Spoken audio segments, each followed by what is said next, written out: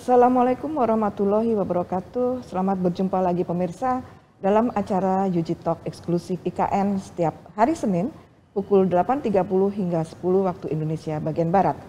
Baik, saat ini UG Talk eksklusif IKN telah memasuki seri ke-23 dan kali ini kita akan mengangkat tema tentang rumah adat di masa depan.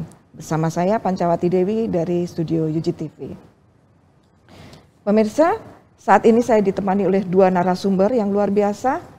Yang pertama adalah Bapak Banu Rizka Hakim, STMT.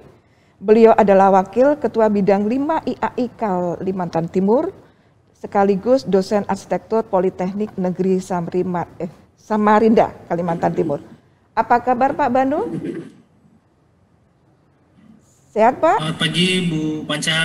Alhamdulillah, ya alhamdulillah sehat Bu. Ya. Terima kasih. Baik. Sehat buat semua. Ya, terima kasih Pak Banu bersedia menemani kami untuk acara pagi hari ini. Kemudian yang berikutnya adalah narasumber kedua, Bapak Dr. Rasik Hasan. Beliau adalah dosen sekaligus dekan Fakultas Teknik Sipil dan Perencanaan di Universitas Gunadarma. Apa kabar Pak Rasik? Baik, selamat pagi Bu Panca. Baik, selamat pagi. Terima kasih. Pemirsa sekalian, sebelum kita melanjutkan diskusi ataupun bincang-bincang kita pada pagi ini, kita akan saksikan dulu tayangan yang sudah kami siapkan.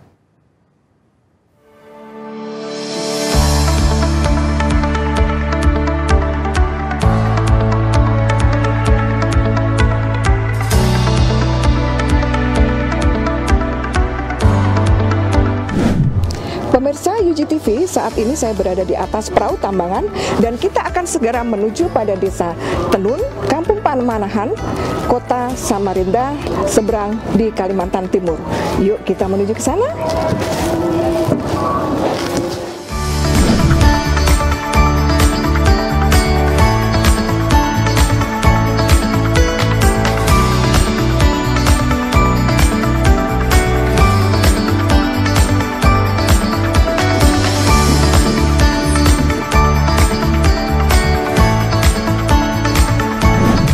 Ini saat ini sudah menjadi sentra industri tenun sarung Samarinda dan juga menjadi salah satu objek kampung wisata.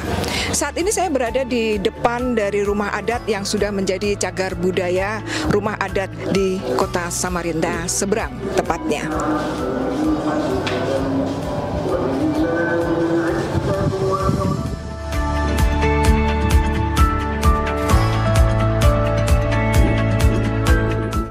Rumah adat atau rumah tua yang terletak di Jalan Pangeran Bendahara, Kelurahan Masjid, Kecamatan Samarinda seberang ini dibangun oleh saudagar kaya yang bernama Puatua dan istrinya Puacoa di atas tanah seluas 1089 meter persegi dengan luas bangunan 558,75 meter persegi.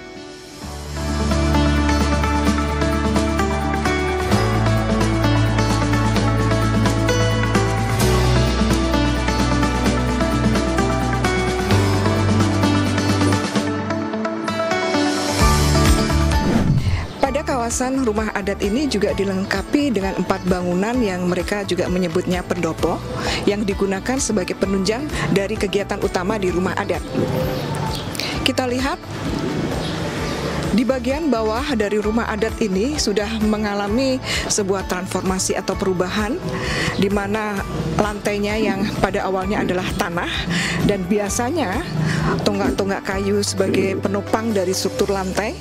Sebagai kolom ini adalah berada di atas tanah, sekarang sudah diplester rapi sekali, dilengkapi dengan lampu-lampu. Dan ternyata di ruang kolong ini, di bawah lantai dari bangunan ini, saat ini juga difungsikan untuk aktivitas-aktivitas warga seperti pernikahan, kemudian atau aktivitas berkumpul lainnya. Bangunan rumah ini memiliki ciri khas dari arsitektur Bugis, yaitu bangunan bertiang panjang dengan panjang tiang 4,5 meter, serta ukuran besar tiang 30 x 30 cm untuk tiang utama sebanyak 43 buah, dan ditambah dengan tiang bantu sebanyak 4 buah dengan ukuran 20 x 20 cm. Hampir keseluruhan konstruksi dari bangunan ini menggunakan kayu ulin. Bahkan ornamen pun yang berciri khas Bugis juga terbuat dari kayu ulin atau kayu besi. Kayu ini terkenal sangat kuat, di mana kayu ini dapat bertahan sampai dengan ratusan tahun dan anti rayap.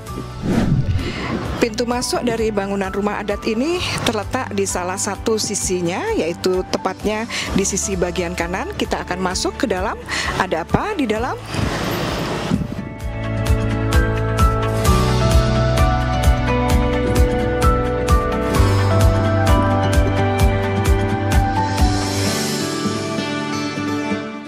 Pemirsa Yuji TV, saat ini saya berada di dalam ruangan rumah adat di Kampung Tenun, Samarinda.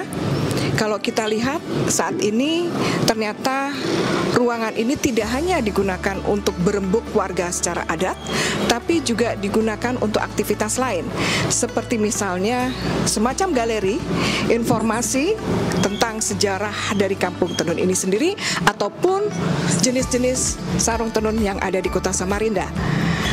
Dan juga beberapa waktu yang lalu ruangan ini juga digunakan untuk fashion show, seminar, dan masih banyak lagi kegiatan lainnya.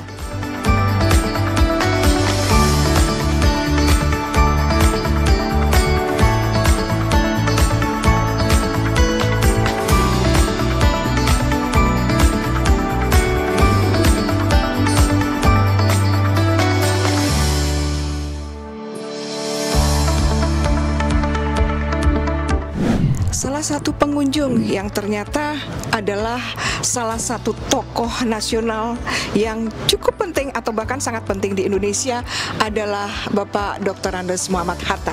Hal ini kita bisa lihat pada dokumentasi yang dipajang di ruang ini, di mana kunjungan beliau pada tahun 1950.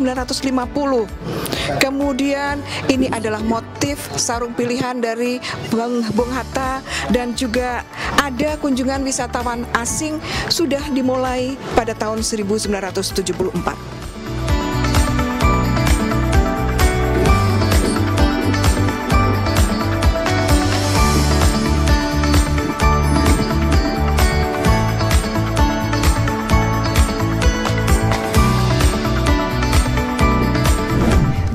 Pemirsa, kita sudah belajar banyak dari rumah adat yang terletak di Kampung Tenun, Samarinda Seberang, Kalimantan Timur, yang saat ini sudah mengalami banyak transformasi, terutama adalah dalam fungsi bangunan yang tidak hanya digunakan sebagai tempat untuk berembuk adat, tapi juga fungsi-fungsi lainnya untuk warga di sini.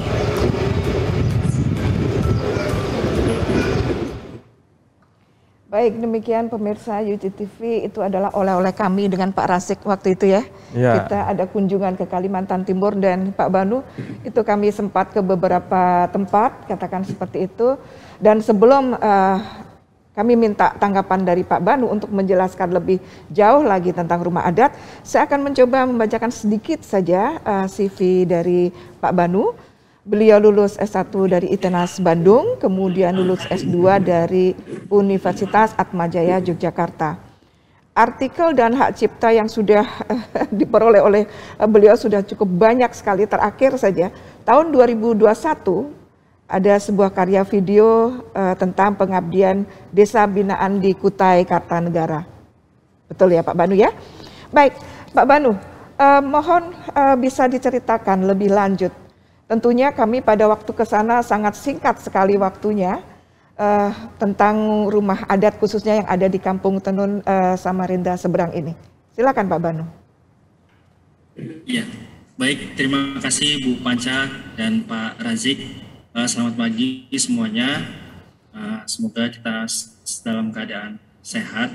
Menanggapi video yang telah ditayangkan tadi ya, Bu Panca dan Pak Razik sudah berkunjung ke salah satu kampung wisata tenun ya, kampung wisata tenun di Samarinda. Nah, pada dasarnya kampung tenun di Samarinda Seberang ini punya nilai sejarah yang cukup berarti untuk Samarinda seperti itu. Karena kalau kita bicara kampung tenun ini, kita juga berbicara tentang sejarah dahulu Samarinda itu juga termasuk salah satu wilayah kerajaan Kutai gitu ya. Nah, jadi wilayah tersebut sebagai hadiah kepada suku Bugis waktu itu membantu penjajah, mengusir penjajah, sehingga diberi tempat di daerah tersebut.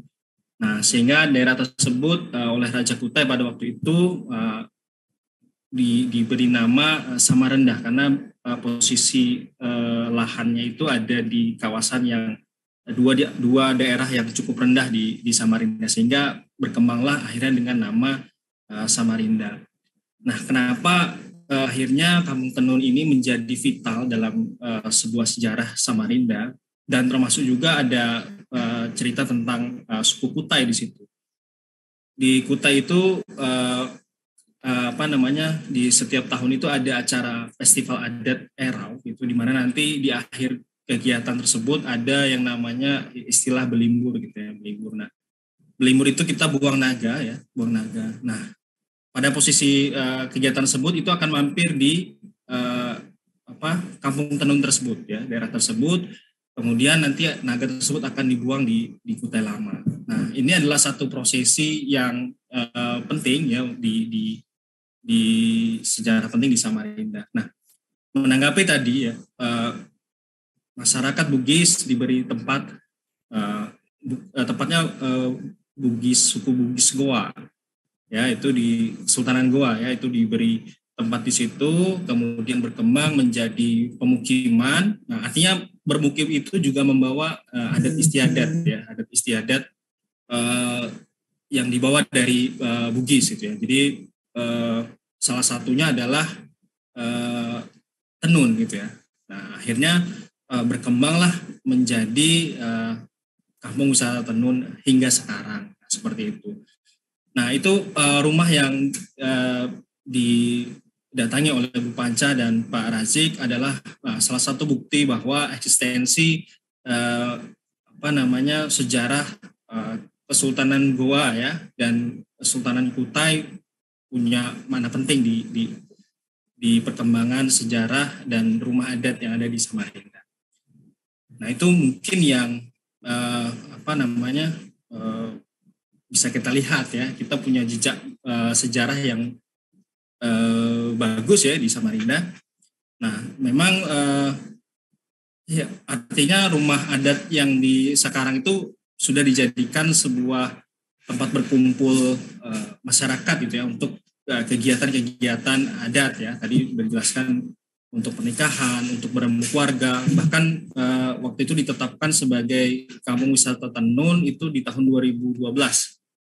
Seperti itu. Akhirnya berkembang hingga sekarang. Bahkan sarung tenun itu sudah menjadi oleh-oleh khas Samarinda. Nah, seperti itu. Begitu Bu Panca. Ya, baik Pak Banu, terima kasih. Saya beralih dulu ke Pak Razik. Pak Razik, menanggapi dari tayangan video tadi, komentarnya. Ya, tadi sempat disampaikan oleh Pak Banu ya, bahwa rumah adat tadi yang ditayangkan itu adalah tinggalan arsitektur Bugis, Goa ya, Kesultanan Goa yang ada di Samarinda. Jadi ini menunjukkan pada masa lalu ada satu hubungan ya, relasi yang baik antara Kesultanan Goa dengan Kerajaan Kutai.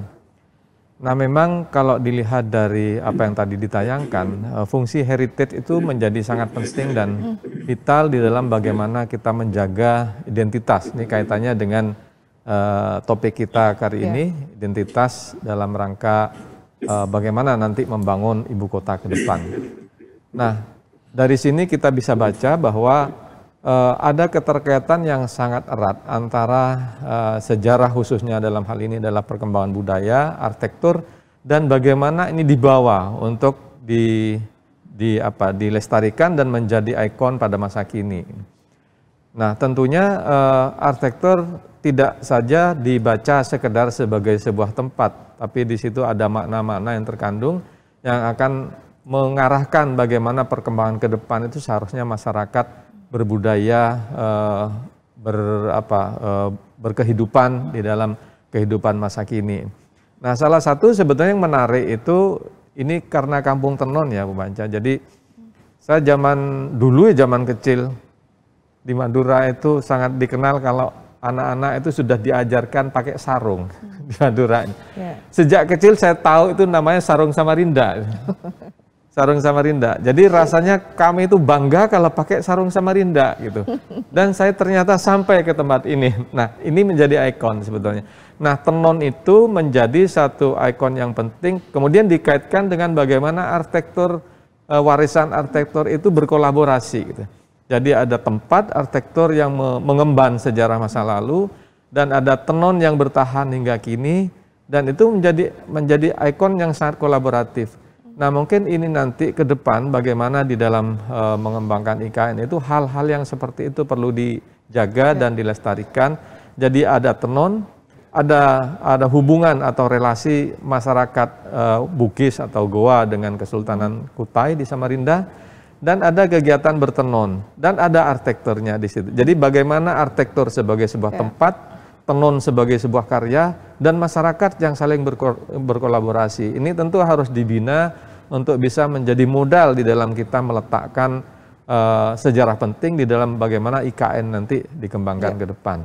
Jadi itu mungkin sebagai pengantar dalam diskusi kali ini. Baik, kembali ke Pak Banu. Pak Banu, sepanjang sepengetahuan saya gitu kan, beberapa kali melihat rumah adat di tempat lain. Biasanya rumah adat itu ya masih difungsikan seperti aslinya rumah adat, tempat untuk berembuk adat, katakan seperti itu. Atau kalau yang sudah direvitalisasi, dilestarikan menjadi sebuah museum cagar budaya, itu menjadi sebuah museum yang mati. Artinya hanya pengunjung ke sana melihat gitu kan, melihat bangunan, memang melihat arsitekturnya. Ini hal yang menarik di Kalimantan Timur ini. Saya melihat bagaimana sebuah bangunan dilestarikan, tapi dia justru revitalisasi dengan memang ada perubahan fungsi, tapi justru itu hidup.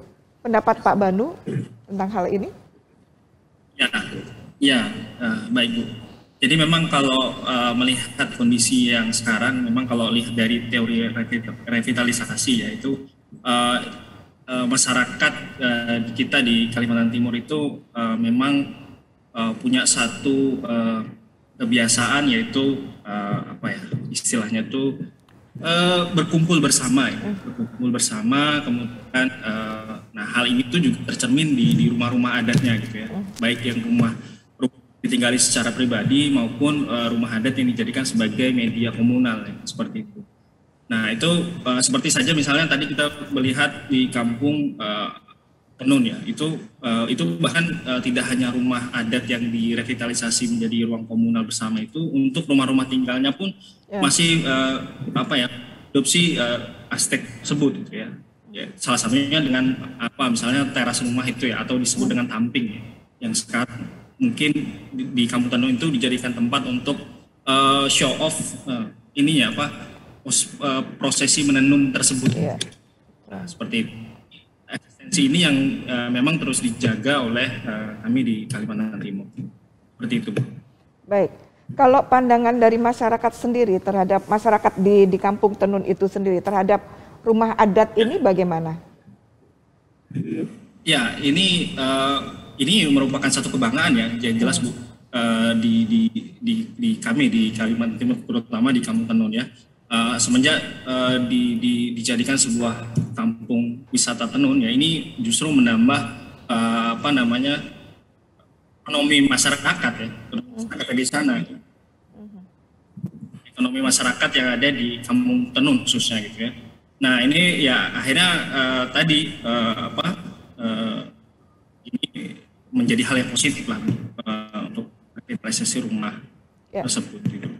Ya, Pak Razik.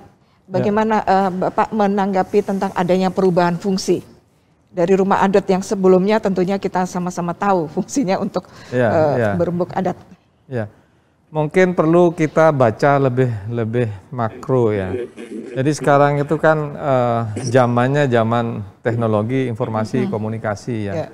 Semua orang bisa pegang HP dan bisa melihat segala sesuatu informasi di seluruh tempat. Nah, karenanya ini kemudian mendorong aktivitas orang untuk menjadikan tempat itu sebagai ikon-ikon gitu. Nah, tentunya dengan adanya media melalui teknologi ya, kita bisa melihat seluruh kondisi di beberapa tempat, dan itu tentunya akan saling berlomba, saling menunjukkan eksistensinya, identitasnya gitu. Nah, dengan adanya salah satunya yang paling men-trigger adalah bagaimana arsitektur itu disimulasi sedemikian rupa menjadi sebuah tempat yang menyejarah, dan kemudian dia diberi sebuah aktivitas atau placemaking ya. Jadi di situ arsitektur itu kemudian dikembangkan menjadi sebuah tempat untuk tujuan wisata. Maka seluruh ikon-ikon penting itu diangkat. Jadi ada adat istiadat yang seperti apa, perilaku masyarakat, produksi yang bisa ditujukan, sehingga menjadi tujuan-tujuan wisata yang bisa diinformasikan dengan adanya teknologi informasi. Karena sangat penting sekarang tempat itu tidak sekedar tadi sebagai sejarah yang mati, sebagai sebuah museum, tapi ini harus di-create sedemikian rupa dan diinformasikan ke seluruh dunia melalui genggaman HP ini sekarang gitu. Nah, kan saya lihat seperti itu sekarang. Kita mau ke Samarinda, apa nih yang akan kita lihat? Akan mudah kita lihat di informasi media yang sekarang berkembang gitu. Saya kira itu mungkin Pak. Satu lagi Pak Banu. Pada waktu kami ke sana, waktu itu kami memang bisa menikmati lah, rumah adat masih dilestarikan, dia sudah ditetapkan sebagai cagar budaya, tentunya itu kan juga sebuah apresiasi dari pemerintah kan untuk keberadaan rumah adat itu sendiri. Namun pada waktu kami masuk ke dalam, informasi ini sepertinya lebih banyak tentang sejarah Kampung Tenun, tentang produk tenun itu sendiri. Nah, kita ini yang dari arsitektur ini Pak, tentang sejarah rumah dan lain sebagainya, kira-kira apakah mungkin saya kelewat ya untuk mendengarkan atau melihat informasi seperti ini, bagaimana Pak? Kami melihat bahwa sebenarnya arsitektur ini juga punya potensi untuk sebagai objek wisata kan? Ya. Baik, baik Bu Panca. Memang semenjak dinobatkan sebagai wisata Kampung Tenun, fokus di sana adalah bagaimana perilaku masyarakat yang memposisikan sebagai ini adalah kondisi existing sebuah kampung tenun. Jadi itu fokusnya gitu ya. Memang ada yang menjelaskan secara rinci tentang sejarah rumah, sejarah pemukiman di kampung tenun tersebut gitu ya. Sehingga memang informasi ini hanya bisa sementara bisa dilihat tadi informasi lewat media mungkin itu ya, jurnal-jurnal ya, seperti itu.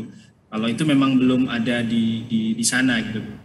Nah, tetapi memang selama eksistensi tadi Kampung Tenun, akhirnya memang kita mencari gitu kan informasi tentang bagaimana sih pemukiman ini bisa berkembang sedemikian rupa sehingga menjadi satu ikon penting di Samarinda. Seperti itu Bu Panca. Ya, jadi ini ya Pak Razik sedikit berbeda dengan biasanya kalau kita kunjungan objek wisata di mana rumah adatnya itu memang menjadi sebuah objek untuk dilestarikan dan dilihat oleh pengunjung gitu kan.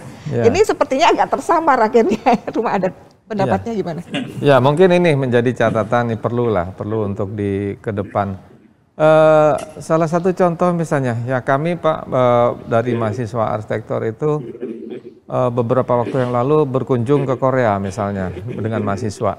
Jadi di Korea itu ada satu kampung juga, kampung tradisional, dan mereka itu ada satu rumah yang di situ juga ditampilkan sistem struktur dari bangunan.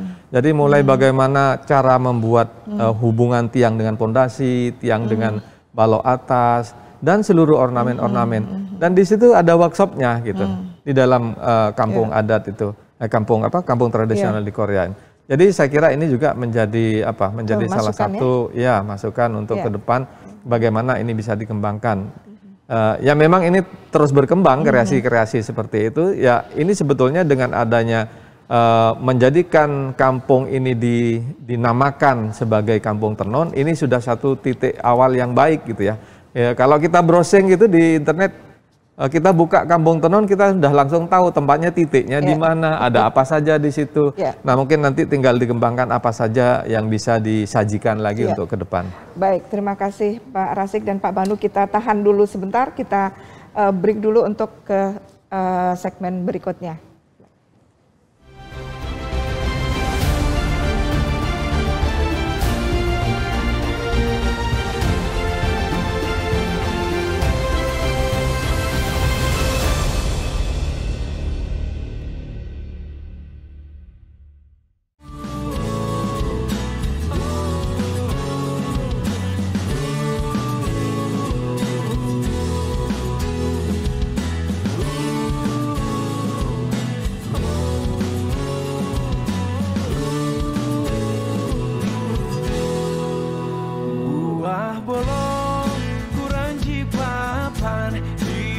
makan mabok dibuang sayang.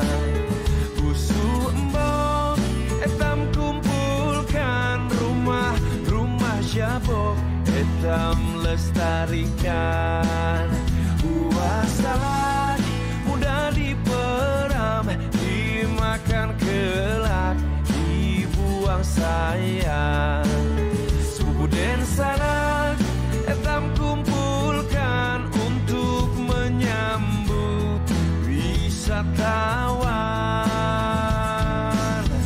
Buah terong di gangan nyaman, cukup belanak tolong panggangkan.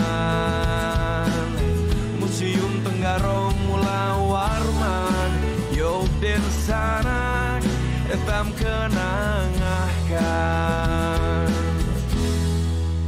Buah salak mudah diperam, dimakan kelak dibuang sayang. Bubu den sanak etam kumpulkan untuk menyambut wisatawan.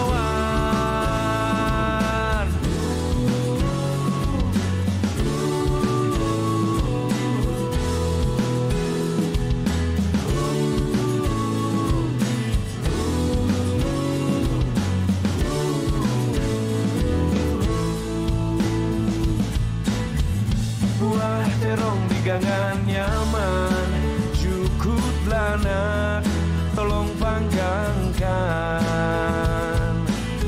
Museum Tenggarong Mula Warman, Yok den sanak etam kenangahkan.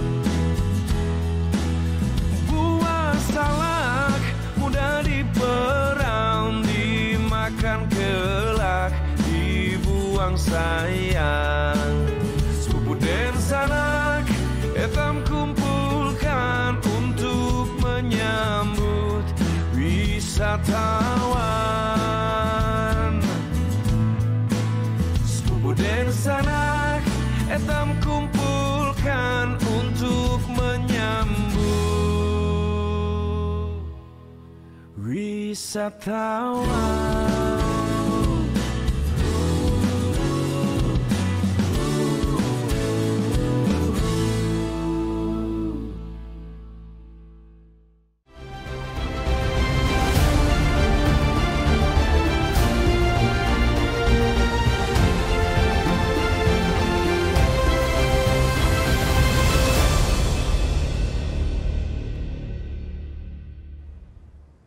Pemirsa UG TV, kita kembali di acara UG Talk eksklusif IKN di seri ke-23 tentang rumah adat di masa depan.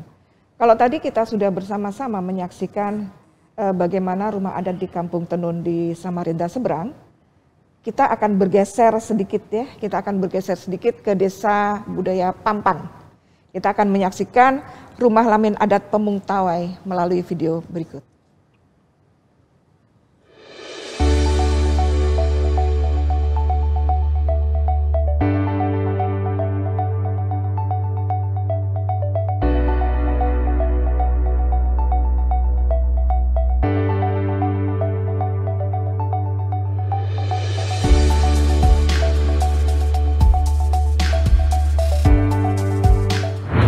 Pemirsa UG TV, saat ini kami berada di Desa Budaya Pampang, Samarinda, Kalimantan Timur.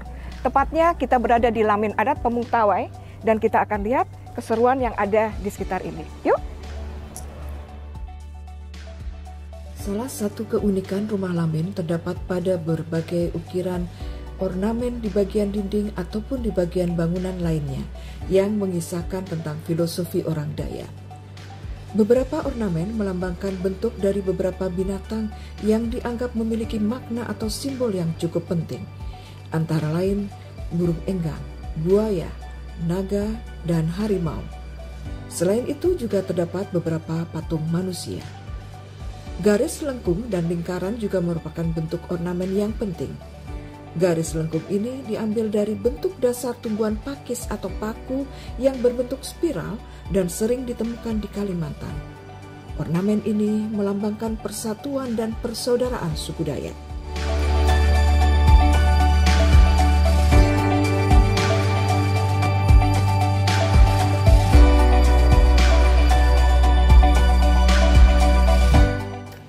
Desa Pampang adalah perkampungan masyarakat Dayak Kenya di kota Samarinda yang diresmikan sebagai Desa Budaya Dayak di Kalimantan Timur.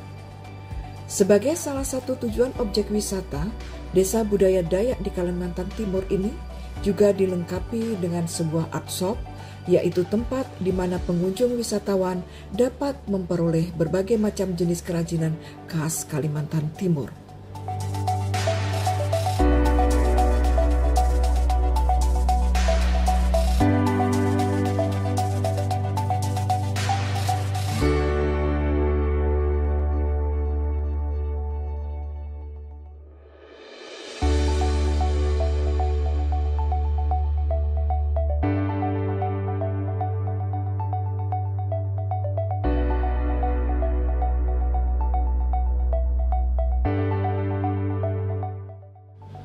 Sejak awal, keberadaan Lamin di Pampang tidaklah seperti fungsi Lamin di daerah asal mereka sebelumnya, yakni sebagai tempat tinggal.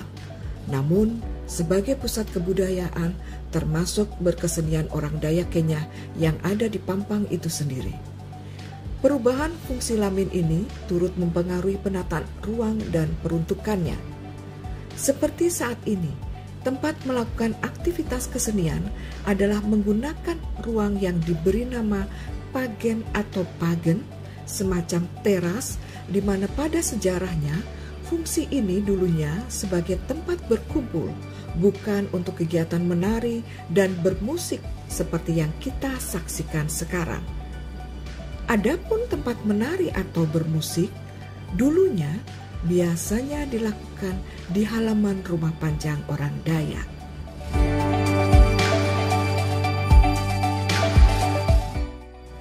Sejak didirikan, Lamin Pemungtawai memang tidak diperuntukkan sebagai tempat tinggal, namun diperuntukkan oleh pemerintah untuk kegiatan berkesenian pada tahun 1991 hingga 1995.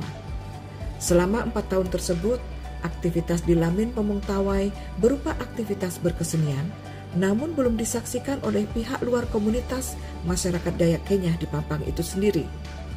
Barulah pada tahun 1995, aktivitas kesenian di Lamin Pemungtawai ditetapkan oleh pemerintah sebagai objek wisata hingga saat ini.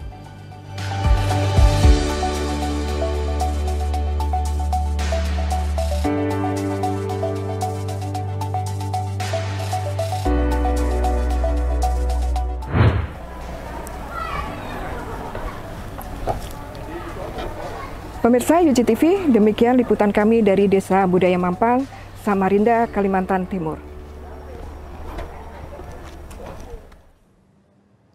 Demikian tadi pemirsa oleh-oleh kita jalan-jalan ke Samarinda. Kembali ke Pak Banu. Pak Banu, ini setelah kita menyaksikan tadi tayangan di Pampang ya, untuk rumah Lamin adatnya berbeda. Dari sejarahnya dulu Pak. Kan berbeda ya, kalau yang tadi yang di Kampung Tenun adalah milik pribadi gitu kan, yang ini memang dibangun oleh pemerintah. Silakan dijelaskan dia. Ya, baik, terima kasih Bu Panca. Ya, ini kita beralih ke daerah Samarinda Utara, tepatnya ini lokasi Pampang. Tadi Kampung Tenun itu ada di Samarinda seberang, kemudian ini ada di daerah Samarinda Utara. Nah, ini di Desa Pampang ini memang mayoritas adalah dari suku Dayak Kenya ya. Mereka bermukim di daerah Samarinda Utara itu diperkirakan sekitar tahun 1960. Ya, itu mereka kalau di istilah suku Dayak Kenya itu ada yang namanya Batih Mutlak. Batih Mutlak itu mereka yang tetap di sana di daerah asalnya kalau saya tidak salah di Malinau. Kemudian ada masyarakat yang ingin berkembang, mencari tempat baru gitu ya, atau yang disebut dengan istilah Batih Baru. Nah, tentunya hal itu ya hal itu juga tidak melalui proses memilih tempat secara acak, tapi juga melewati pada waktu itu gitu ya, melalui proses adat sehingga terpilihlah daerah Pampang tersebut. Nah, budaya Batih Baru tersebut oleh Dayak Kenya, mereka akhirnya menyesuaikan dengan kehidupan yang lebih modern, ya. Modern, sehingga dari permasalahan tersebut akhirnya yang tadinya rumah adat Lamin tadi untuk beberapa keluarga tinggal di situ gitu kan, kemudian itu akhirnya beralih menjadi bangunan yang digunakan untuk upacara adat dan berkumpul warga. Nah, seperti itu sejarahnya kurang lebih seperti itu, Bu Panca. Memang sekarang eksistensinya udah semakin ini ya, sudah sangat terkenal lah di Samarinda. Ini pun hal yang sama seperti Kampung Tenun ya. Bahkan setiap tahun di Pampang ini sudah punya festival khusus di Desa Pampang, sehingga itu wisatawan asing sudah mulai ramai sekali datang ke daerah Pampang. Nah, seperti itu, Bu Panca. Ini di setiap minggu saja itu sudah mulai ramai sekali di situ. Kalau weekend itu Sabtu Minggu itu banyak sekali berkegiatan seperti membuat manik, ya. Kemudian anak-anak berlatih tari dan seterusnya. Seperti itu, Bu Panca. Ya, Pak Banu, kalau kita ya, kalau kita melihat kekhususan dari kedua tempat yang sudah kita saksikan tadi, ini kan berbeda. Yang satunya adalah lebih ke arah ke tenun, kerajinan tenun, katakan seperti ini. Ini yang sekarang yang lebih banyak dieksplor, katakan seperti itu adalah untuk tarian dan musik. Apakah ini memang melihat dari potensi dari masyarakatnya yang memang sudah berbeda itu? Ya, Bu. Jadi memang kalau misalnya tadi di Kampung Tenun itu kan memang ada suku Kutai dan suku Bugis yang mempengaruhi kawasan tersebut gitu ya. Nah, kalau di Pampang ini kan memang salah satu sukunya Dayak gitu ya. Salah satunya adalah suku Dayak Kenya. Tentunya ini adat istiadat yang berbeda gitu. Nah, tadi kalau misalnya tidak hanya tarian sih sebenarnya, jadi di situ festival adat yang dilaksanakan di rumah adat tersebut itu tidak hanya tarian tapi juga upacara kematian gitu ya, kemudian upacara pemberian nama anak, itu pun semua dilakukan di rumah adat tersebut. Seperti itu, Bu Panca. Jadi itu masih dikerjakan di situ. Pak Banu, kalau tadi kita melihat ada dua lah tadi yang memang Goa dan Bugis ya yang di Kampung Tenun, kemudian ini Dayak Kenya. Bisa nggak dijelaskan sebenarnya di Kalimantan Timur tuh ada berapa suku gitu? Sehingga ini jangan-jangan masih banyak lagi keragaman rumah adat ya? Selain tadi ya ada pengaruh dari Bugis ya, kemudian Dayak itu memang yang paling banyak, apalagi suku-sukunya juga banyak gitu ya. Itu kalau misalnya ke arah Kutai Timur, Kutai Barat itu suku Dayaknya berbeda-beda. Selain suku pendatang tadi Bugis, ada juga Banjar sebenarnya, Bu. Salah satu suku asli yang juga berdiam di Kalimantan Timur itu adalah salah satunya ini Kutai. Nah, Kutai ini menarik juga. Menariknya apa? Selain tadi rumah adatnya pun juga berbeda, bahkan Kutai ini berpindah kabupaten saja, itu masih Kutai, itu bahasanya beda. Jadi Kutai itu Kutai kata negara ya, Tenggarong. Nanti kita ke Kota Bangun. Nanti Kota Bangun itu punya beberapa kecamatan. Nah, beda kecamatan aja itu bahasanya beda. Nah, seperti itu. Cuma memang eksistensi dari kalau untuk rumah Kutai ini yang memang perlu menjadi perhatian khusus kita di Kalimantan Timur, karena sudah mulai sudah mulai hilang jejak untuk rumah Kutai. Nah, seperti itu. Jadi ada suku mayoritas lagi, itu suku Kutai. Ya. Terima kasih Pak Banu. Saya beralih dulu ke Pak Rasik. Kita juga sempat jalan-jalan ke Kutai sebenarnya, ke Tenggarong, tapi waktunya mepet sekali sehingga kita belum bisa eksplor ke tempat-tempat lain. Baik, kembali lagi ke tayangan video tadi Pak Rasik, karena juga Pak Rasik udah datang ke sana. Pendapatnya bagaimana melihat rumah Lamin adat tadi? Ya, terima kasih Bu Panca. Jadi memang kita sebetulnya harus mensyukuri ini ya, bahwa Indonesia itu punya banyak suku yang tentunya dari suku itu juga ada adat istiadat dan karya-karya kreatif yang sebetulnya dimiliki dan sangat khas. Dan tentunya ini seharusnya menjadi kata kunci untuk bagaimana ikon Indonesia itu terus maju ke depan. Nah, salah satu peran penting adalah bagaimana adat, suku, dan seluruh sistem budayanya itu bisa bertransformasi dari waktu ke waktu sehingga tidak hilang. Nah, salah satu contoh tadi di Rumah Adat Pampang ini menunjukkan bahwa mereka mencoba bertransformasi atau bermetaformosa, metamorfosa ya, jadi untuk beralih dari satu titik ke titik yang lain. Nah, kalau dari ceritanya, ini kan Rumah Adat Pampang ini awalnya adalah ini suku Dayak tadi, Kenyah yang dari pedalaman itu. Ya. Dengan adanya perkembangan zaman, dia ingin juga penerusnya itu berkembang pendidikannya. Karenanya mereka membangun rumah adat ini awalnya adalah untuk mengakomodasi mereka yang ingin bersekolah ke kota gitu. Sehingga dibangunlah bangunan ini. Dulunya adalah keluarga-keluarga Dayak dari pedalaman. Tapi di dalam perkembangannya, ketika dia pindah ke satu tempat, dia ingin membawa adatnya. Nah, dengan adanya perkembangan, maka tentunya salah satu unsurnya, misalnya tadi ada tarian yang juga bisa ditampilkan, sehingga juga orang yang datang menjadi kenal kepada budaya mereka. Dan juga tadi ditambahkan Pak Wanu, tidak sekedar tarian, tapi upacara-upacara yang juga dilangsungkan di tempat itu. Jadi ini menunjukkan bagaimana salah satu upaya untuk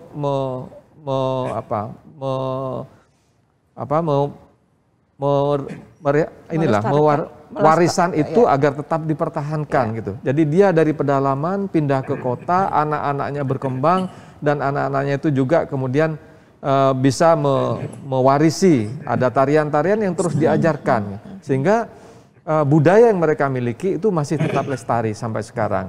Jadi saya kira ini satu model, bisa jadi satu model bagaimana adat istiadat itu dibawa dari satu titik ke titik yang lain, dari waktu ke waktu yang lain, sehingga dia menjadi kenyal ya, dia tidak hilang oleh perkembangan zaman gitu. Saya kira ini upaya yang sangat bagus sekali yang sudah dilakukan terkait dengan adanya Rumah Adat Pampang yang di Samarinda Utara ya. Saya kira itu. Ya. Baik, kembali ke Pak Banu. Pak Banu bisa diceritakan lebih jauh mungkin tentang ini Pak, tentang rumah itu sendiri dari sisi arsitekturnya ya. Sangat berbeda sekali dengan yang tadi, dan kita tahu juga kan memang keragaman itu dipengaruhi oleh masing-masing kelompok masyarakatnya. Tapi untuk khusus yang saya tertarik sekali untuk yang di Rumah Lamin Adat di Pampang ini adalah ornamennya. Sangat meriah gitu kan, warna dan ornamennya udah hampir semua elemen fasad, elemen arsitekturnya bagiannya itu penuh dengan ornamen ya. Ya baik Bu Panca. Jadi memang yang ada di Pampang ya itu sebenarnya hampir semua suku Dayak itu menyebut rumah mereka memang lamin ya, atau rumah panjang seperti itu. Bahkan ornamen-ornamennya pun dari suku itu juga masih hampir sama gitu ya. Misalnya tadi ada ornamen manusia. Kalau manusia itu kan kalau di yaitu melambangkan perdamaian. Kemudian ada burung enggang. Burung enggang ini sakral ya, karena dia melambangkan kesucian. Kemudian ada naga. Naga itu sebagai kepahlawanan, itu sebagai bentuk kepahlawanan. Kemudian ada tadi pakis ya, paku daun itu istilahnya, yaitu bercerita tentang bagaimana kesatuan dan kesatuan antara sesama masyarakat. Nah, seperti itu. Ada satu lagi yaitu macan. Macan itu dia melambangkan kebangsawanan, ya kebangsawanan. Nah, seperti itu. Nah, memang secara garis besar memang kalau yang sekarang itu memang sudah bergeser bukan bergeser sih, tapi menyesuaikan. Jadi pola ruangnya pun berubah, ada yang ditambahkan ya, ada yang diadisi. Di bagian belakang itu sekarang udah ada dapur. Tadinya nggak ada itu. Tadinya nggak ada. Tapi perubahan itu tidak boleh merubah, misalnya si bangunan ini kita beri ujungnya kemudian dibengkokkan misalnya. Ini nggak boleh. Bentuknya harus seperti itu. Kalaupun direvitalisasi lagi misalnya, bentuknya harus panjang seperti itu. Jadi tidak boleh dia belok seterusnya. Kalau mau menambah di sisi belakangnya itu tidak boleh di sisi yang samping. Nah itu juga masih dipertahankan di budaya Pampang seperti itu. Jadi ada aturan yang memang harus ditaati kalau untuk revitalisasi bangunan tersebut. Seperti itu Bu Panca. Jadi memang sangat penting bangunan tersebut. Ya Pak Banu, kami pada waktu itu baru melihat rumah adatnya, katakan seperti itu. Kami belum sempat berkeliling ke kampungnya. Karena seperti yang diceritakan di sejarahnya bahwa ini adalah suku Dayak Kenyah yang sebagai pendatang di lokasi itu. Kalau kira-kira suasana kampungnya dari sisi arsitektur rumah mereka, rumah huniannya bagaimana Pak Banu? Ya, secara garis besar pada prinsipnya memang rumah huniannya ya pada umumnya kalau kita di Kalimantan Timur itu cenderung panggung. Panggung ini memang udah menjadi satu ciri khas karena mungkin juga pada zaman dahulu nenek moyang yang di Kalimantan Timur mengadopsi misalnya tadi ya, karena ini rawa gitu kan, jadi bangun lantai bangunan harus ada di atasnya, terus ada hewan buas dan seterusnya. Dan itu masih dipertahankan. Cuma namun di beberapa bagian itu sudah mulai berkembang juga karena kehidupan modern gitu ya. Ada yang sudah menggunakan beton tapi dengan konteks rumah yang panggung masih seperti itu. Nah itu bahkan di kami di Politeknik Negeri Samarinda itu banyak menerima dari mahasiswa ya dari yang tinggal di Pampang gitu. Nah seperti itu. Jadi mereka memang banyak juga sudah sukses kemudian bersekolah tinggi ya, seperti itu. Kalau pemukimannya kurang lebih seperti itu Bu. Iya. Sudah berkembang ya. Tapi ornamen hanya dipakai di rumah adat atau di rumah hunian ada juga? Betul Bu, ya. Di rumah hunian itu hanya beberapa rumah saja yang masih, terutama rumah-rumah tetua adat, nah seperti itu Bu, itu masih ada menggunakan ornamen. Tapi kalau misalnya rumah-rumah tinggal biasa itu sudah mulai tidak ditampilkan di luar gitu. Tapi kalau di suasana dalamnya, interiornya itu masih ada Bu, masih ada ornamen-ornamen yang masih dipertahankan. Misalnya hiasan dinding mungkin yang masih dipakai mencerminkan dia suku Dayak seperti itu. Ya. Baik, Pak Banu, saya beralih dulu ke Pak Razik. Pak Razik, menyikapi tadi adanya perubahan fungsi, lagi-lagi kan perubahan fungsi ya Pak ya. Tadi sampai disampaikan bahwa dulunya tarian-tarian itu adalah dilakukan di luar. Sekarang masuk ke dalam di terasnya. Itu pendapatnya? Ya memang heritage ya atau warisan budaya itu dia tidak statis, tidak diam kan ya. Dia selalu berubah.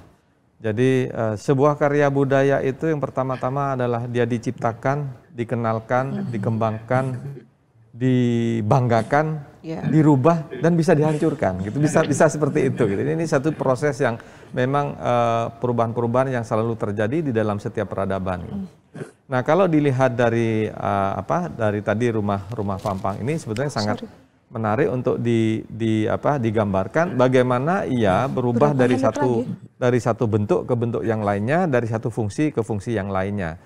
Dan seluruh sistemnya gitu ya, adat istiadatnya. Dan termasuk juga tadi pertanyaan Bu Panca yang terakhir adalah terkait dengan ornamen, bahwa ornamen itu di mana ia digunakan gitu. Ya bisa di rumah adatnya, bisa di rumah biasa mungkin, dan hiasan-hiasan saya banyak melihat itu yang seperti perisai ya. Di restoran-restoran ada itu. Dan termasuk di bajunya Pak Banu itu tadi. Bajunya Pak Banu itu juga ornamentasi apa namanya istilahnya itu Pak ya? Ornamentasi.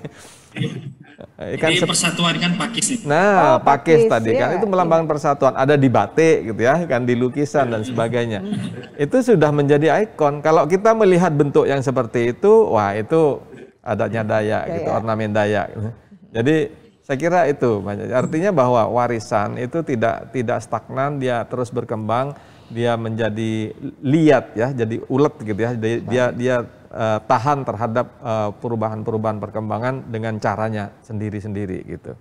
Baik, tadi ada kata kunci yang dari Pak Banu sudah sampaikan juga ya, untuk revitalisasi, untuk merubah itu pasti kita tidak bisa mengelak adanya perubahan, selalu kita harus beradaptasi dengan perubahan zaman. Tapi seperti yang biasa dilakukan itu selalu harus ada yang tetap, ada yang boleh berubah gitu kan.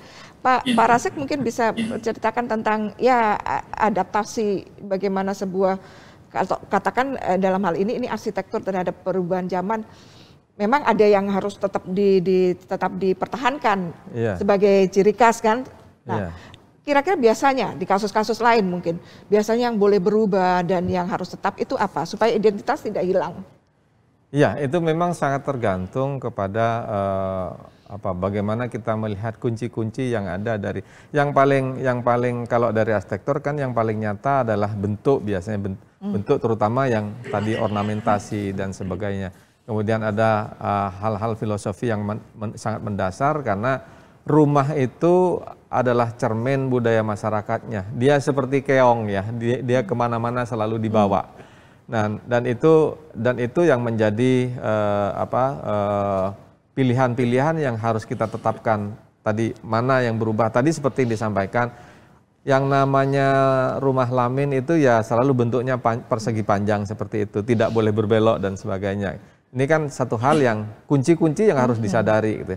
Nah, ini kan sebetulnya kalau rumah lamin yang panjang itu lamin dado gitu ya. Tapi sekarang katanya ada lamin aja nggak pakai kata dado ya.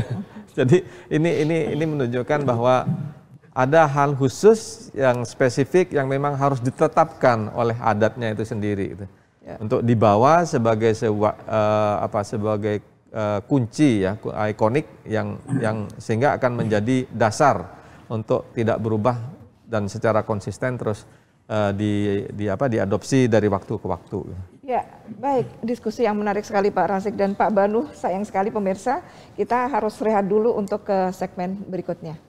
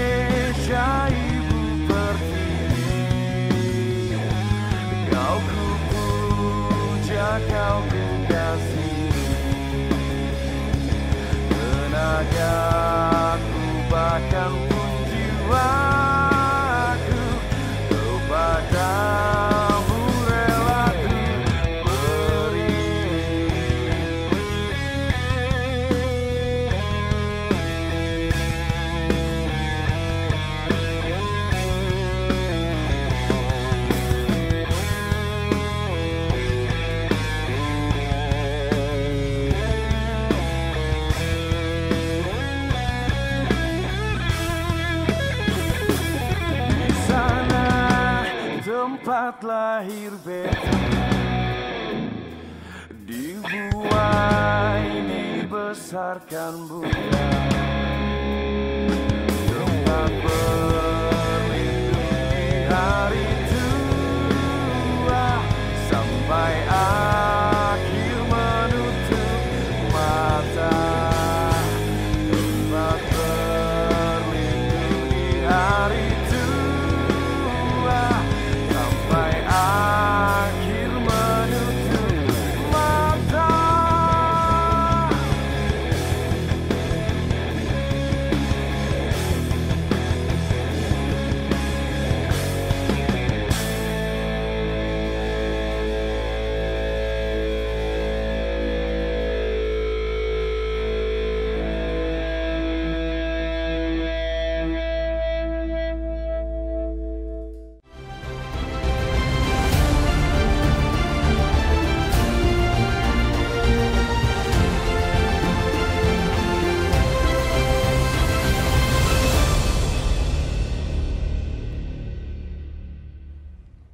Pemirsa, UGTV masih di acara UG Talk eksklusif IKN setiap hari Senin pukul 8.30 hingga 10 waktu Indonesia bagian Barat, dan kali ini dengan tema Rumah Adat di Masa Depan.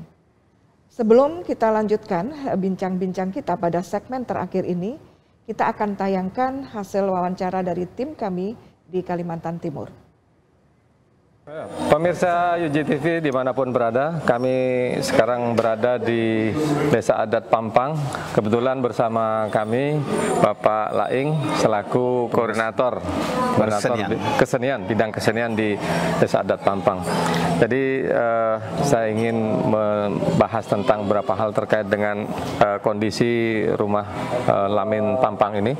Yang pertama mungkin yang ingin kami tanya Pak, ini kan rumah Lamin ini kan sebetulnya rumah tradisional Dayak ya, maksudnya secara umum merupakan rumah panjang yang terdiri dari banyak keluarga.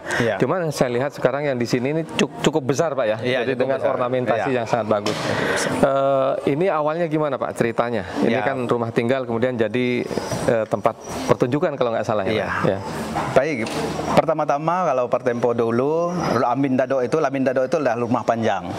Oleh sebab itu dibilang Lamin Dado. Kalau sekarang disebut Lamin saja. Lamin saja, dan dia tidak lagi ada dadonya, tidak panjang karena tidak disambung-sambung oleh rumah-rumah penduduk sebagai tempat tinggal. Karena tidak disambung oleh rumah penduduk sebagai tempat tinggal, oleh sebab itu dibikin agak luas, besar seperti ini sebagai sarana untuk mengadakan acara-acara di dalam masyarakat kita, sekaligus untuk mengadakan pertunjukan-pertunjukan apabila ada tamu-tamu atau acara-acara yang diadakan di dalam masyarakat kita, terutama di dalam Lamin ini. Nah, jadi dia tidak bersambung lagi oleh rumah-rumah penduduk sebagai tempat tinggal. Sisa satu ini saja sebagai gambaran daripada rumah panjang pada tempo dulu. Ya, saya kira ini yang saya lihat di beberapa tempat rumah Lamin yang cukup besar ini kelihatannya Pak dengan penuh ornamen nih. Mungkin bisa Bapak menggambarkan ornamen ini maknanya apa nih Pak? Ya, ornamen ini secara garis besar kalau ada ukiran yang luas seperti ini di dalam Lamin ini kami sebut dengan istilah kalung tape. Kalung tape itu menggambarkan keanekaragaman daripada ukiran-ukiran yang ada, di mana keanekaragaman ukiran itu menggambarkan keanekaragaman kita masyarakat yang ada di dalam masyarakat kita. Baik sifat, karakter ataupun ciri-ciri kita ada digambarkan melalui ukiran-ukiran ini. Itulah yang digambarkan, karena ukiran di dalam bahasa Dayak secara umum disebut dengan kata kalung. Kalung itu artinya warna-warni, belang-belang ataupun macam-macam. Oleh sebab itulah ukiran ini menggambarkan kehidupan kita yang beraneka ragam namun pun berbeda-beda tapi saling terkait satu dengan yang lainnya. Jadi memang ini sangat sangat maknanya sangat dalam Pak. Jadi rumah Lamin itu rumah panjang, ada beberapa keluarga di dalamnya yang tentu di dalamnya ada gotong royong, ada kebersamaan, ada kerabangan yang terus dibina setiap hari. Demikian juga seperti tadi Bapak sampaikan ornamen dengan berbagai ragam itu satu bentuk ekspresi dari keberagaman yang ditampilkan untuk mengokohkan kebersamaan di tingkat masyarakat. Nah, ini tentunya nanti yang menjadi semacam landasan, Pak. Kebetulan kan Kalimantan ini nanti jadi ibu kota, Pak. Betul, ibu kota negara. Nah, tentunya ibu kota negara ini di sini ada kearifan lokal yang sudah terjaga dengan keberagamannya. Nah, nanti suatu saat dengan adanya lokasi ini sebagai ibu kota, tentu akan banyak datang masyarakat luar yang masuk ke dalamnya. Nah, ini tentu filosofi dari adat lokal ini sangat menunjang untuk nanti perkembangan ke depan ketika ibu kota itu berkembang gitu. Betul. Jadi saya kira bagus sekali, Pak ya. Nah, menurut Bapak gimana kira-kira tanggapan Bapak dengan adanya ibu kota ini dengan lokalitas yang sudah sangat menjunjung tinggi keberagaman itu? Gimana Pak menurut pendapat Bapak? Tentu saja kami sebagai masyarakat pedalaman yang ada di Kalimantan ini, terutama di Samarinda ini, menyambut dengan penuh sukacita rencana dari pemerintah kita untuk memindahkan atau membuat ibu kota adanya di Kalimantan ini.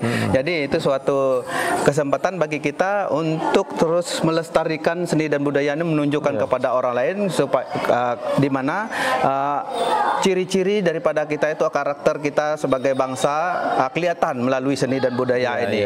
Termasuk juga rumah lamin ini, karena rumah lamin ini diciptakan sedemikian rupa menggambarkan kehidupan masyarakat itu sendiri. Jadi dibuat dari tiangnya sampai ke atas atapnya saja, di mana tiang-tiangnya dibuat sedemikian rupa secara panggung. Jadi tiangnya itu sebagai penopang daripada beratnya bangunan ini. Begitu juga kita sebagai masyarakat, digambarkan ibaratnya kita sebagai masyarakat, kitalah tiangnya itu untuk menopang beban yang berat yang diberikan kepada kita, sekalipun itu berat, tapi kalau kita tanggung secara bersama-sama terasa ringan. Luar biasa, Pak. Jadi ternyata Pak Laing ini bukan sekedar seniman di bidang tari menari, tapi juga sudah mendalami tentang budaya dan adat dari suku Dayak, khususnya di Pampang ini, Pak ya. Baik, terima kasih Pak Laing. Sama-sama. Terima kasih atas kunjungannya. Selanjutnya mari kita saksikan nanti tarian. Tadi ada berapa macam Pak tarian? Untuk hari ini ada 4 tarian. Ada Lemadalasan, ada Anyam Tali, Kanjalasa Leto, kemudian Pangpaga. Baik pemirsa UJ TV, kita sama-sama saksikan tarian dari Dayak Pampang. Terima kasih. Terima kasih. Baik, kita kembali lagi di acara UJ Talk eksklusif IKN pemirsa, dan tadi setelah kita saksikan tayangan hasil wawancara dari Pak Rasik sendiri yang ada di lokasi waktu itu, saya akan ke Pak Rasik. Pak Rasik mungkin bisa menjelaskan lebih lanjut lagi untuk apa hasil dari wawancara tadi, atau juga mau cerita tentang bagaimana kemarin sudah mencoba menari-nari di sana. Ya, inilah ya. Jadi tadi sudah disampaikan bahwa terkait dengan ini, karena konteksnya adalah kita, tema besar dari diskusi kita adalah bagaimana nanti IKN dikembangkan ke depan. Nah, salah satu poin penting adalah bagaimana menjaga sejarah identitas ya, yang terkait dengan identitas kita sebagai sebuah bangsa. Nah, khususnya karena IKN ini di Kalimantan Timur, maka ini sebagai salah satu contoh bagaimana nanti IKN itu dikembangkan berbasis pada lokalitas.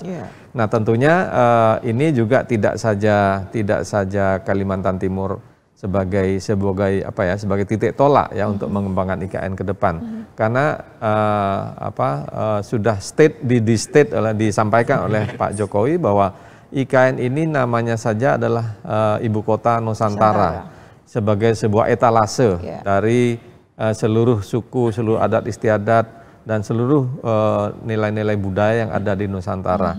Nah, ini salah satu contoh kasus bagaimana lokalitas itu nanti menjadi titik masuk atau landasan untuk mengembangkan IKN ke depan. Nah, esensi dari sebuah budaya itu kita gali, kita peras, dan itu akan menjadi ikon penting untuk kita kembangkan gitu. Nah, misalnya tadi ada beberapa hal, misalnya adanya nilai-nilai kebersamaan yang sudah dibangun oleh masyarakat adat di suku Dayak melalui Pampang. Kemudian ada gotong royong yang tadi ada digambarkan bagaimana bangunan itu ditopang oleh tiang-tiang dan pondasi, dan itu daya berat dari bangunan itu akan menjadi ringan ketika ia ditopang oleh seluruh komunitasnya. Dan juga ada nilai-nilai seni atau budaya yang dikembangkan di masyarakat itu juga tidak sampai hilang, dia terus dilestarikan dalam wadah yang makin mengkini gitu. Namun tidak melupakan esensi yang akan disampaikan sebagai ikon penting dari sebuah nilai budaya. Jadi ini mungkin Bu Panca yang perlu kita pahami dari bagaimana kita memandang nilai-nilai budaya yang ada di masyarakat kita untuk mengisi nanti bagaimana IKN dikembangkan ke depan. Karena sebetulnya Indonesia tadi harus kita mensyukuri bahwa Indonesia ini terdiri dari banyak suku yang sangat spesifik, yang sangat ikonik ya. Jadi ada kehususan yang tidak dimiliki oleh negara lain. Dan ini menjadi titik senjata untuk mengembangkan karakteristik ke depan termasuk dalam hal ini arsitektur. Saya kira itu. Baik, ke Pak Banu. Pak Banu, luar biasa belajar dari Kalimantan Timur, Pak. Dan saya setelah memang datang ke lokasi mendengarkan banyak informasi yang ada di lapangan, katakan seperti itu, dan menyaksikan sendiri. Ada beberapa hal. Tadi sudah disampaikan di tayangan yang video yang terakhir bahwa dari sisi lokalitas dulu, tadi sudah disampaikan oleh Pak Banu bahwa suku Dayak itu aja juga banyak sekali ya etnisnya. Kemudian Kutai sendiri banyak sekali. Nah, keberagaman itu selama ini sudah mereka cerminkan, keberagaman itu berbedaan tapi tetap satu gitu kan. Itu dari suku Dayak Kenya. Kemudian saya melihat tadi di Pampang bagaimana yang dari Bugis kemudian diterima dan saya melihat sebagian besar di Kalimantan Timur tuh banyak sebenarnya adalah pendatang ya Pak ya. Pendatang baik itu dari suku-suku asli yang dulunya di pedalaman dia bergeser gitu kan. Pada waktu itu saya tanya memang mereka lebih untuk mendekati pusat, tadi disampaikan Pak Razik juga, pusat pendidikan, pusat kesehatan gitu kan yang memang masih berfokus di tengah kota. Mereka bergeser ke arah tengah kota dan kemudian ketemu juga dengan saudara-saudara yang lain. Kita tahu sendiri Kalimantan Timur juga menjadi salah satu tujuan transmigrasi beberapa tahun yang lalu. Sehingga masyarakat Jawa banyak sekali yang ada di sana gitu kan. Saya melihat ini sebenarnya sudah seperti Indonesia kecil gitu karena udah berbagai macam berbagai macam suku bahkan Jawa juga di situ. Keberagaman sifat terbuka dari masyarakat lokal terhadap pendatang dan bagaimana mereka berbaur, bisa dijelaskan Pak Banu untuk hal ini? Ya, baik Bu Panca. Ya, menanggapi hal tersebut, saya di Samarinda, saya asli di Samarinda, lahir di Samarinda sekitar 35 tahun yang lalu gitu ya. Hal yang saya syukuri sekali bahwa memang dari zaman saya kecil sampai saya sekarang ini ya, tidak pernah ada hal yang negatif lah tentang banyaknya suku, banyaknya ras yang masuk ke Kalimantan Timur. Kami memang hidup secara berdampingan, secara damai, kemudian saling menghargai, dan itu juga menjadi satu hal potensi sebenarnya yang ada di Samarinda, Kalimantan Timur khususnya gitu ya. Potensi bahwa ini loh Kalimantan Timur dengan banyaknya suku budaya gitu ya, kita masih bisa hidup berdampingan, kemudian menjadi satu kebanggaan lah bahwa di Kalimantan Timur punya suku-suku dengan rumah adat yang bermacam-macam pula. Nah, seperti itu. Nah, memang kalau kita berbicara masalah tadi rumah adat ya Bu Panca dan Pak Razik, memang selalu menyenangkan kalau kita berbicara rumah adat, karena rumah adat itu kan selalu dibangun dengan nilai-nilai yang sejarah, nilai-nilai kehidupan ya, seperti itu, berbeda dengan arsitektur pada umumnya gitu ya, yang dibangun ya misalnya dari beton dan ini langsung aja bikin ini kebutuhan ruang dan seterusnya, tapi berbeda dengan rumah adat. Nah, di Kalimantan Timur tadi karena sukunya banyak, tentunya rumah adat ini juga punya nilai yang berbeda-beda pula, seperti itu. Nah, ini yang kami hargai prosesnya, karena proses dari sebuah rumah adat itu panjang sekali, seperti itu. Tadi juga sebenarnya di Kalimantan Timur Bu, di daerah Kutai Lama tepatnya, itu sebenarnya masih ada adat istiadat membangun rumah bersama. Nggak ada suaranya.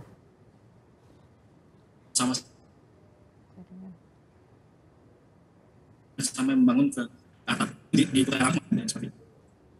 Ya, maaf, mungkin ya jaringannya agak sedikit terganggu, Pak Banu. Baik, Pak Banu, kita coba lagi ya. Saya ingin sekarang bertanya, Pak Banu dari sebagai sisi seorang, karena Pak Banu di ini ya di IAI sebagai pengurus, katakan seperti itu. Dari teman-teman profesi arsitek yang ada di Kalimantan Timur nih. Kalau tadi kan kita memang melihat dari rumah adat hasil dari memang hasil dari masyarakat setempat ya. Kemudian sikap dari teman-teman arsitek profesional di Kalimantan Timur melihat potensi-potensi ini. Karena saya sebenarnya pernah berbincang-bincang dengan teman-teman di Kalimantan Tengah. Kita ini kalau memang terlalu banyak juga etnis gitu, kaya dengan keragaman arsitektur, kadang juga justru malah bingung, katakan seperti itu. Pada saat kita berbicara identitas, pada saat kita ingin mengetahui atau ingin memunculkan identitas dari Kalimantan Timur dengan berbagai macam suku yang ada di Kalimantan Timur, bagaimana caranya? Ya, ini sebenarnya pertanyaan cukup sulit juga, Bu. Ya ini yang jelas kami di IAI, saya khususnya di Wakil Ketua Badan 5, memang concern kita adalah bagaimana kita sadar bahwa Kalimantan Timur itu punya banyak budaya dan suku-suku yang banyak pula, sehingga memang kita selalu menjunjung tinggi hal-hal terkait itu gitu ya. Tidak hanya artinya kita membangun sebuah identitas, baik itu dari karya arsitektur, itu kadang-kadang juga begini Bu Panca. Jadi ini akan berbeda misalnya kalau kita berbicara klien gitu ya Bu Panca. Ya. Kita berbicara klien gitu ya, arsitektur. Ada klien yang sifatnya pendatang, ada yang suku asli, seperti itu. Hal yang ditunjukkan adalah bahwa dari klien yang sifatnya tadi masyarakat pendatang itu sudah mulai meminta bahwa bagaimana kita memasukkan unsur-unsur perancangan rumah tinggal khas Kalimantan Timur, tapi tidak berupa ornamen gitu Bu, tapi gubah ruangnya misalnya, terus peletakan posisi bangunannya, nah itu mulai diakomodir di situ gitu. Nah ini menjadi nilai positif lah, artinya bahwa memang Kalimantan Timur itu punya ciri khas tertentu dengan iklim yang juga berbeda seperti itu ya. Jadi nilai-nilai itu sudah mulai masuk. Kalau klien yang asli dari Kalimantan Timur seperti itu udah pasti memberikan batasan-batasan bahwa ya nilai-nilai budaya itu harus dimasukkan seperti itu. Itu menjadi concern kami juga seperti itu. Ya Pak Banu, itu menjadi tantangan kita bersama gitu ya.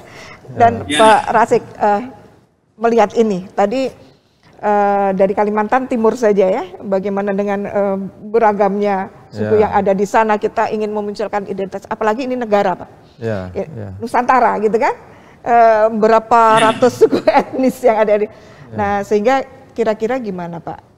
Artinya peran dari rumah adat kita sekarang memang lokasinya adalah di Kalimantan Timur, tapi berbicara Nusantara tentunya kita berbicara tidak hanya di Kalimantan Timur, kita berbicara rumah adat. Kalau kita ingin memunculkan identitas itu di IKN, tentunya kita berbicara Nusantara. Pendapatnya. Iya, saya kira memang ini, terutama di arsitektur ya, ini kaitannya dengan arsitektur. Nah, arsitektur itu dia menjadi sangat multitafsir ketika ia ingin kita ciptakan dan kita nikmati, gitu, multitafsir. Yang paling kelihatan justru memang adalah ikon-ikon ornamentatif gitu. Nah itu yang paling penting sebenarnya. Dan bentuk-bentuk utuhnya, gitu. Bentuk-bentuk utuh baik dari sisi sistem skalanya, kemudian siluet, kemudian aspek-aspek bukaan penting gitu, dan ornamen gitu. Itu yang mesti harus tetap dijaga. Kalau menurut saya hindari stilisasi yang sangat sangat general. Jadi tetap harus kita menjaga aspek-aspek penting tadi, terutama adalah aspek ornamentasi, kemudian juga mungkin siluet kesebandingan, proporsional dan sebagainya. Nah, ini terkait dengan tadi Kalimantan Timur saja. Tadi Pak Banu cerita dihadapkan dengan klien yang berbeda-beda, jadi repot gitu ya.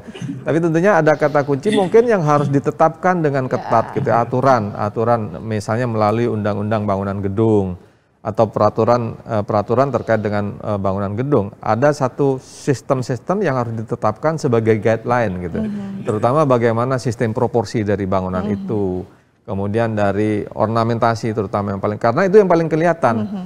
Nah, kalau misalnya kita coba tafsirkan arsitektur sebagai sebuah bahasa, maka unsur yang paling penting adalah unsur semiotik tuh. Nah, kalau gubahan ruang itu sudah beralih ke sintaksis, gramatika, dan juga nanti ada semiotik yang artinya makna-makna yang terkandung di dalamnya yang tidak kelihatan gitu. Makna seperti makna ruang, ada ruang depan, ruang tengah, ruang belakang, itu kan makna. Tapi kalau sudah semiotika yang berkait dengan tanda, maka itu yang paling kelihatan dan itu mestinya yang harus kita jaga, ornamentasi. Bagaimana tadi ornamen dari Kalimantan dengan lengkungan-lengkungan pakis tadi yang saling berikat. Ya kalau kita melihat itu pasti itu Kalimantan Timur gitu. Kalau Madura misalnya ukirannya seperti itu, kalau Jawa atapnya seperti ini, itu mestinya yang harus dipertahankan. Kadang-kadang kita ketika menafsirkan itu seolah-olah kita membuat sebuah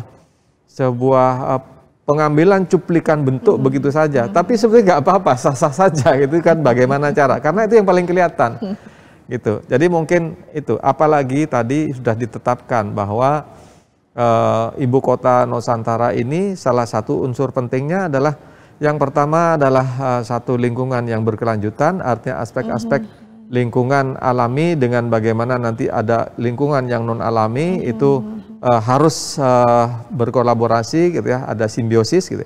Kemudian juga yang kedua adalah aspek kebinekaan yang ingin ditonjolkan dari ibu kota ini. Jadi dari keragaman suku itu akan menjadi etalase penting untuk menunjukkan inilah Indonesia.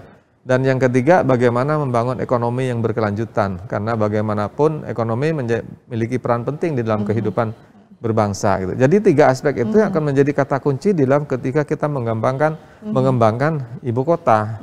Nah, terkait dengan kebinekaan itu bagaimana kita meng-create sebuah ikon penting dari rumah tradisi itu untuk ditunjukkan dalam bangunan-bangunan yang ada di rencana ibu kota Nusantara nanti. Saya kira itu, Bu Baca. Ya. Kembali ke Pak Banu. Pak Banu melanjutkan diskusi yang cukup menarik ini. Kita sama-sama sebagai seorang arsitek gitu. Saya bisa merasakan tantangan yang luar biasa sebenarnya. Kalau yang kemarin Presiden Jokowi mengumpulkan tanah dari seluruh Nusantara digabungkan jadi satu ya. Gambarannya tadi kalau seandainya katakan kita menggunakan ornamen, akankah ornamen itu seluruh Nusantara akan digabungkan menjadi satu kan gitu kan.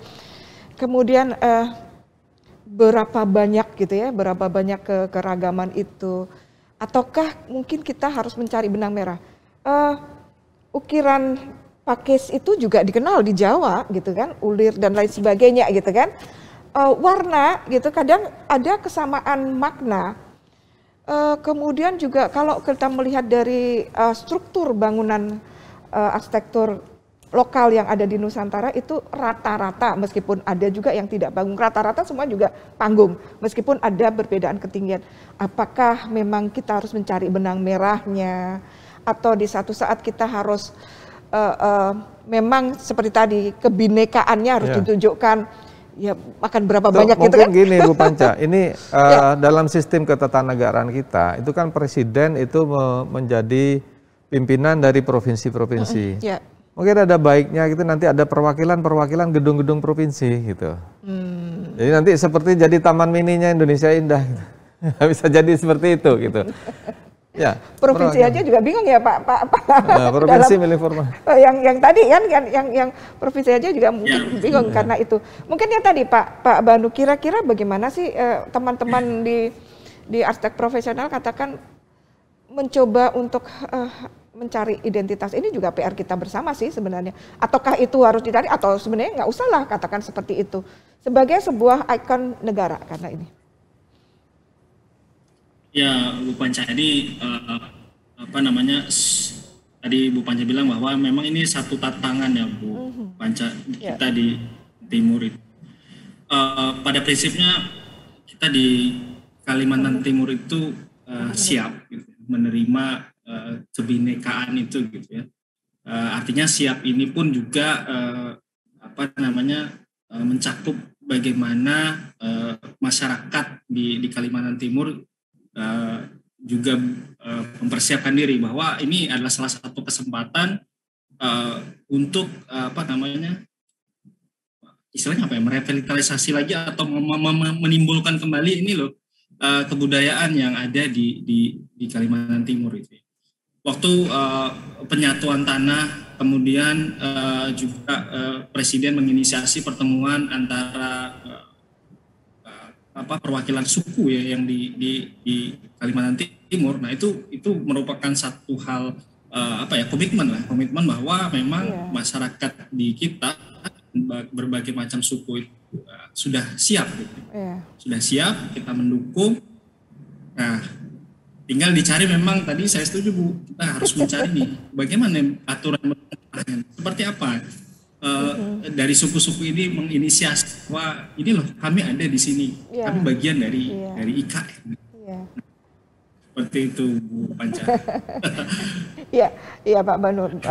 Ini berkaitan dengan kekayaan yang kita miliki ya, kekayaan yang kita miliki sangat luar biasa. Bahkan banyak juga yang belum digali secara akademis ataupun terekspos keluar, katakan seperti itu. Dan kekayaan ini sebenarnya adalah sumber inspirasi yang luar biasa bagi arsitek-arsitek kita untuk berkarya. Tapi sekaligus memang juga tantangan gitu kan, kalau pada saat kita ingin menyatukan, katakan seperti itu. Baik, Pak Rasik, ada lagi pendapat mengenai ya, saya kira dengan dicanangkannya IKN ini, arti pemindahan ibu kota ke Kalimantan, dan salah satu poin pentingnya tadi adalah bagaimana kebinekaan itu dibawa sebagai identitas. Nah, ini satu gagasan yang luar biasa, yang tentunya menantang kita, khususnya arsitek ini ya. Bagaimana menciptakan suasana kebinekaan itu di IKN nanti gitu. Jadi ini satu tantangan yang dilontarkan oleh Presiden kita kali ini. Ini apa yang bisa kita lakukan? Gitu. Baik, Pak Rasik dan Pak Banu, kita mendekati detik-detik terakhir acara kita, dan sebelum acara ini berakhir, kami mohon ada closing statement dari Pak Rasik dan Pak Banu. Pak Banu terlebih dahulu. Mungkin harapan dari teman-teman arsitek profesional atau akademisi atau masyarakat yang ada di Kalimantan Timur. Ya, terima kasih Bu Panca. Jadi melalui acara ini ya, Rumah Adat, asistensi rumah adat di IKN ini sebagai diskusi dan landasan pada prinsipnya seperti itu, bahwa memang di Kalimantan Timur harus bersiap ya, dari sisi ya tadi di awal saya melihat ada identitas, kemudian ada harapan dan tantangan. Tiga ini memang menjadi poin pentingnya. Pertama adalah identitas. Identitas ini yang memang harus jika IKN lancar gitu ya, akhirnya menapak di Kalimantan Timur seperti itu, identitas ini harus kita jaga dan harus terus kita tingkatkan. Nah, ini sebenarnya memang di masyarakat kita di Kalimantan Timur yang sudah bersiap diri seperti itu. Nah, ini bagus untuk ditingkatkan terus. Kemudian harapannya bahwa dengan adanya IKN ini ya tadi tidak meninggalkan budaya yang ada di Kalimantan Timur gitu ya. Kalau tadi di analogikan rumah keong sama Pak Razik ya, yang di mana-mana selalu dibawa gitu. Nah, ini IKN ada di Kalimantan Timur gitu kan. Nah, ini bagaimana nanti kebijakan-kebijakannya bahwa tadi semiotika ya, ornamen seterusnya itu bisa ada unsur situ gitu ya. Nah, kemudian tantangan ini yang tantangannya adalah bagaimana ya kita bisa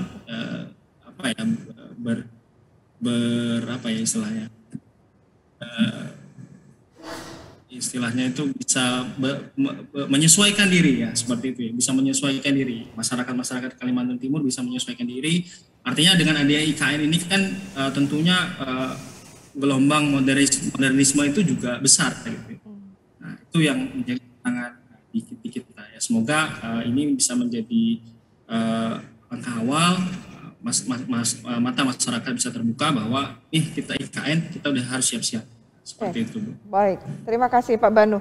Pak Razik, singkat saja. Ya, ini kembali saya tadi yang terakhir saya sampaikan bahwa pemindahan ibu kota negara ke Kalimantan Timur itu dengan membawa misi ingin menegaskan keindonesiaan, terutama dari sisi kebinekaan.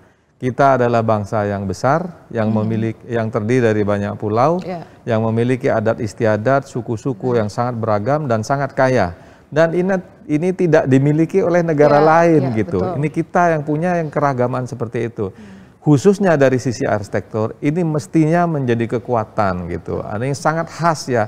Kalau kita menampilkan bangunan Kalimantan Timur, ya sudah itu Indonesia, Kalimantan Timur. Berbeda dengan negara-negara lain yang mengembangkan arsitekturnya dengan sangat universal, dengan sistem-sistem yang dimiliki oleh semua negara, oleh semua teori, artinya aspek teoritiknya itu sudah dimiliki oleh keseluruhan seluruh pemikiran gitu. Tapi ketika masuk ke dalam sebuah ikon arsitektur khususnya misalnya seperti yang ada di kita, mulai dari tata ruangnya memiliki kandungan makna yang sangat kuat karena di situ ada kehidupan, ada adat istiadat yang dibawa yang sangat khas. Kemudian bentuk-bentuknya yang menampilkan bagaimana lokalitas itu terbangun dan terekspresikan di dalam wujud arsitekturnya. Kemudian juga ada filosofi-filosofi yang dikandung gitu ya baik dari ornamennya dan sistem, terutama ini ornamen. Tadi ada lambang-lambang warna saja melambangkan sesuatu, kemudian bentuk-bentuk dan sebagainya. Itu yang menjadi titik tolak kita khususnya bagi arsitek untuk bagaimana semua itu digali, dieksplorasi untuk menjadi modal di dalam kita membangun IKN ke depan. Saya kira terima kasih Pak Razik, terima kasih Pak Banu. Mohon maaf sekali ini diskusinya sangat menarik sekali. Tapi karena waktu juga kita harus menuntaskan diskusi ini. Baik, pemirsa UGTV, kita sudah menyelesaikan diskusi kita pada pagi hari ini dengan topik rumah adat di masa depan. Pak Banu di Samarinda dan Pak Razik di studio, terima kasih banyak sudah berkenan menemani saya untuk bincang-bincang pada pagi hari ini. Terima kasih para pemirsa UGTV. Salam sehat, sampai jumpa. Wassalamualaikum warahmatullahi wabarakatuh. Waalaikumsalam.